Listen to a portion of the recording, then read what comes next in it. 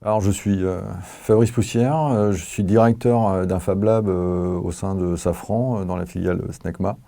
Et alors mon métier, c'est d'accélérer le passage de l'idée au prototype.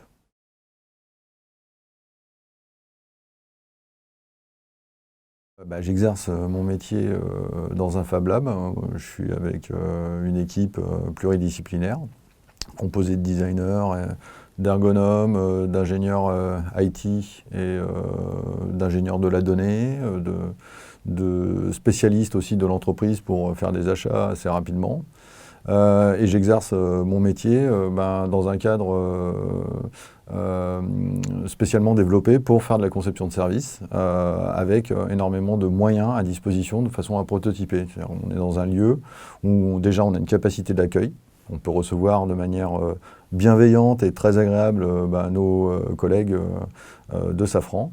On peut recueillir donc leurs idées de service et on peut très rapidement commencer à soit illustrer l'idée de service, voire même la prototyper avec tous les matériels qu'on peut trouver dans un Fab Lab, c'est-à-dire du matériel électronique, des imprimantes 3D qui vous permettent de fabriquer des objets, mais aussi des modèles qui sont issus du design de service, comme dessiner des storyboards.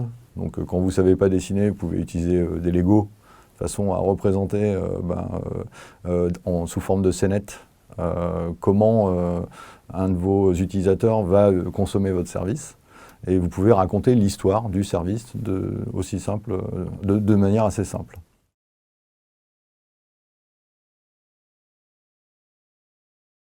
Alors nous, c'est simple, c'est tout le monde.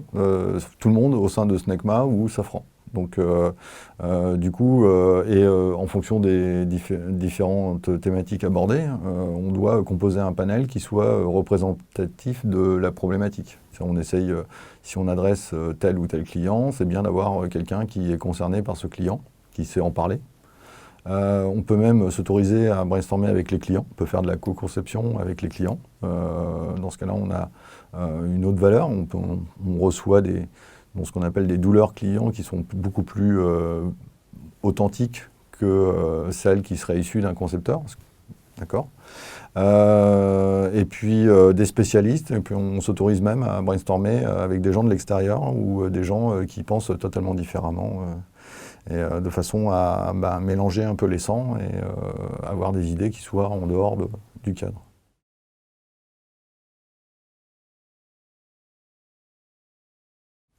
Oui et non, dans le sens, oui, parce que effectivement, quand on est dans un cadre technique, plus on est bon dans un domaine, on a parfois du mal, enfin la conséquence de la spécialisation fait qu'on a du mal à regarder les autres domaines et à s'ouvrir et à penser différemment comme pourraient le faire d'autres métiers. D'un autre côté, l'ingénierie et le technique a aussi sa magie au niveau créatif. Donc l'idée, c'est de s'appuyer sur ce genre de choses, les aider, aider ces personnes-là s'ils n'arrivent pas à sortir du paradigme du tout techno, par exemple, de penser plutôt usage. Donc il y a forcément une approche complémentaire qui peut enrichir la vision technique.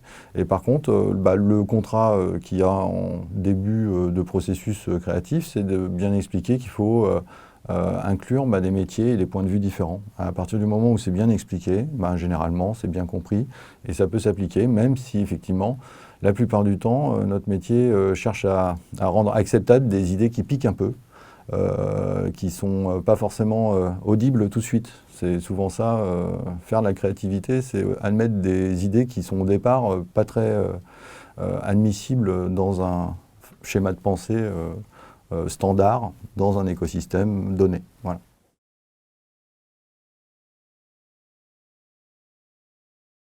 Alors, le point de vue de la sécurité, effectivement, ça peut être créaticide, effectivement. Parce qu'on pourrait dire, on prend jamais de risques. Du coup, ne pas prendre de risques, c'est surtout pas avoir d'idées trop folles. Moi, je pense que ce modèle-là est faux, puisqu'en fin de compte, ce qui a créé le secteur aéronautique, c'est des gens qui sont autorisés des idées qui étaient très folles. Donc, il est souvent autorisé. Et même en dehors du secteur aéronautique, de toute façon, il faut comprendre qu'une activité sur une organisation avec beaucoup de personnes est souvent très schizophrène. Et c'est de nature, je ne parle pas de Safran, je parle des entreprises en général, parce qu'il y a deux grandes forces dans l'entreprise qui sont en lutte permanente. Et la première force, c'est sécuriser le business courant. Si vous faites une seule bêtise sur la comptabilité et que vous dégradez la trésorerie, vous pouvez fermer boutique dans la journée. Donc il faut sécuriser le business, c'est l'objectif majeur de l'entreprise. Par contre, l'entreprise, elle doit imaginer quel sera son futur et elle doit créer et implémenter de nouvelles idées. Et ça, c'est prendre des risques, c'est gérer de l'incertitude. Et ces deux forces, elles sont en compétition en permanence. Sachant que, évidemment, créer quelque chose de nouveau, c'est comme quand vous parlez de retraite à un adolescent, c'est-à-dire l'innovation, c'est toujours plus tard. Donc, il y en a une qui est souvent désavantagée par rapport à l'autre. Et c'est surtout ça qui est difficile, c'est de comprendre là où on peut prendre du risque, quelles sont les zones d'expérimentation admissibles dans l'entreprise et les zones où on ne peut pas s'autoriser de faire des expérimentations. Je ne vais pas mettre un créatif au bilan comptable, je ne vais peut-être pas mettre un créatif non plus à la direction de la chaîne de production. Par contre, on peut se mélanger à certains endroits et reparler, repenser de la production et la maqueter et l'expérimenter et après l'industrialiser et la sécuriser ensuite. Mais par contre, éviter de traiter le sujet sécurité immédiatement, parce que ça peut être très créaticide.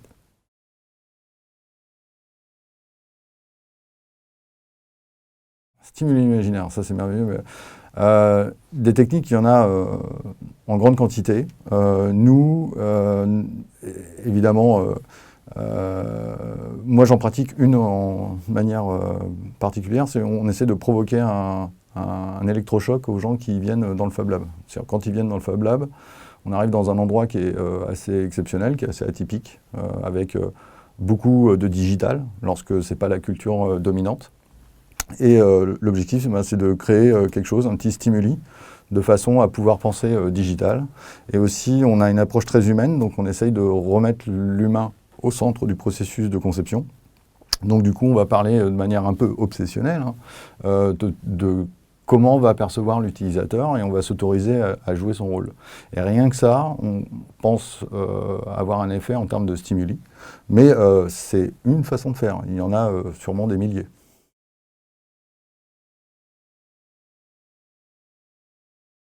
Le problème, c'est que moi, je suis formé innovation. Donc mon boulot, c'est d'ignorer aucune étape. Donc j'ai un peu du mal à dire quelle est la plus importante. Est-ce que c'est l'idéation au départ, sachant que moi je ne la vois pas au départ, parce qu'il y a effectivement des idées de concept au début, mais il y a aussi des idées qui aident à la mise en œuvre de ce concept.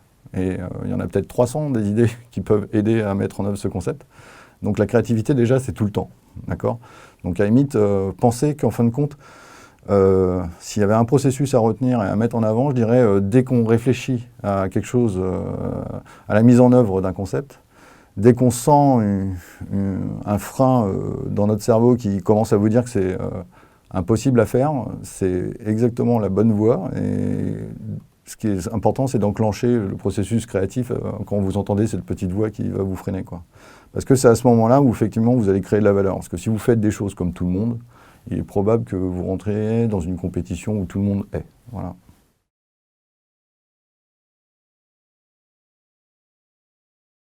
On parle beaucoup de prototypage, on parle aussi beaucoup de maquettes. Ce qui est important, et c'est un des paradoxes de l'innovation, c'est quand vous n'avez pas votre objet à innover, enfin votre objet d'innovation, c'est quand vous ne l'avez pas que vous devez en parler le plus. C'est AT0, quand vous commencez, vous avez juste une idée dans votre tête, et c'est à ce moment-là où, en fin de compte, en parler est très important, partager est très important, tout simplement parce que vous allez peut-être chercher à financer cette idée-là, à la valider, l'évaluer et faire ce genre de choses. Donc ce que j'ai repéré très tôt dans le protocole, c'est que le travers qu'on avait tendance à avoir, c'était de tout le temps en parler et de croire qu'on arrivait à transmettre les idées juste en parlant. Et ça, c'est totalement faux. Je ne sais pas si vous avez déjà vécu cette expérience-là. Vous venez de ressentir l'insight créatif, vous avez une idée. Je ne sais pas s'il y a synapses qui sont connectées dans votre cerveau, vous êtes surexcité, vous avez peut-être un petit shoot de dopamine, et là vous allez en parler à un collègue, vous êtes surexcité, vous commencez à lui raconter une sorte d'idée, mais qui sort un peu dans le désordre, et du coup vous voyez la tête de votre collègue se déconfire, parce qu'il est très embêté, parce qu'il ne comprend rien à votre idée. Il n'a pas reçu cette excitation comme vous, et vous apercevez qu'il ne comprend pas du tout, et il veut vous garder comme collègue ou ami, et en gros, lui, il va falloir qu'il gère sa remarque qui risque d'être parfois déroutante pour vous, parce qu'il va vous dire écoute, ton idée, parle-en à Gérard, il aura peut-être un avis pertinent pour toi, etc. Et vous n'allez pas le mettre tout de suite dans le jugement en disant ton idée, je ne comprends rien, et c'est pas évident à gérer. En gros, ce qui se passe, c'est que la langue française, notre langue en tout cas, est très abstraite. Et en fin de compte, quand on échange un mot avec quelqu'un, on échange rarement le même mot. Si je parle de voiture à une personne, il est probable que lui, il pense Mini Austin et moi, je pense Twizy. Donc on n'est pas sûr de partager les mêmes concepts. Donc ce qui est important, c'est de le rendre tangible. Paradoxalement, au départ, on n'a rien. Et si ça se trouve, on ne sait même pas dessiner. Donc notre métier, nous, c'est de faire des maquettes. Alors il y a des formalismes, évidemment, qui sont très pertinents, qui ont été codifiés par la science de la conception. On fait des storyboards, parce qu'un service, ça se décrit sous la forme d'un storyboard. On utilise des services blueprint, parce que c'est des grandes cartographies qui vous permettent de parler d'un service. On fait aussi des maquettes fonctionnelles. Mais ce qui est important, c'est qu'on peut faire du storytelling sur une idée. On peut montrer un business model. On peut montrer comment le dollar passe de la poche du client à la poche du fournisseur. On peut expliquer pas mal de choses. Et il faut passer par des objets qui fixent le concept pour vraiment les changer. Et à partir de là, il y a de la valeur. Et moi, j'ai compris ça très tôt, tout simplement parce que j'ai gagné un concours en faisant une maquette. J'ai décroché 50 000 € juste en faisant une maquette. Et j'ai compris que la maquette qui servait dans le processus de conception, il était très important dans le processus de médiation. Voilà.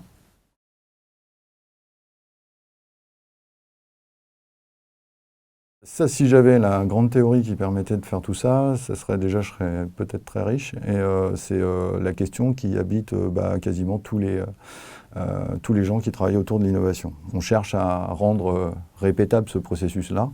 Et ça, rien que ça, c'est une grande question. Et il y a beaucoup de recherches, il y a beaucoup d'entreprises qui s'interrogent là-dessus. Ce qu'on sait, nous, pour une idée, nous on part d'une idée, de manière assez humble et à limite arrogante, puisqu'on cherche à changer le monde aussi. On essaie de la prototyper, on essaie de voir comment cette idée, une fois prototypée, elle peut s'exécuter dans l'univers professionnel, dans l'écosystème interne, dans l'écosystème externe. À partir du moment où on a un média qu'on est capable de montrer, on peut se permettre de dire « et si on commençait à commercialiser ça ?» On peut même aller voir le client à partir du moment où on a fixé un périmètre. On peut l'expérimenter chez le client. Donc, et aussi, au bout d'un moment, quand on est capable de faire un cahier des charges, qu'on a répondu à des tas et des tas de questions, on est capable de l'industrialiser. Donc nous, on passe sur toutes ces étapes-là, on part d'idées abstraites, on essaye déjà de les fixer, d'essayer de les rendre concrètes par des objets. On les expérimente, on fait ce qu'on appelle des explorations. Et à partir du moment où on est capable de cerner un objet qui est bien décrit dans l'industrie, qui s'appelle le cahier des charges, on est capable de mettre en œuvre un service, et à partir de ce moment-là, on peut se poser de la question de si on veut l'industrialiser ou non. Et quand on a le go sur cette question-là, on l'industrialise. Et sachant que ça, c'est le chemin de l'innovation, ça ne veut pas dire que ça va réussir. Nous, on cherche juste à dérisquer tout ce qu'on peut en amont, de façon à ne pas avoir de grosses erreurs avec des impacts financiers immenses en fin de processus.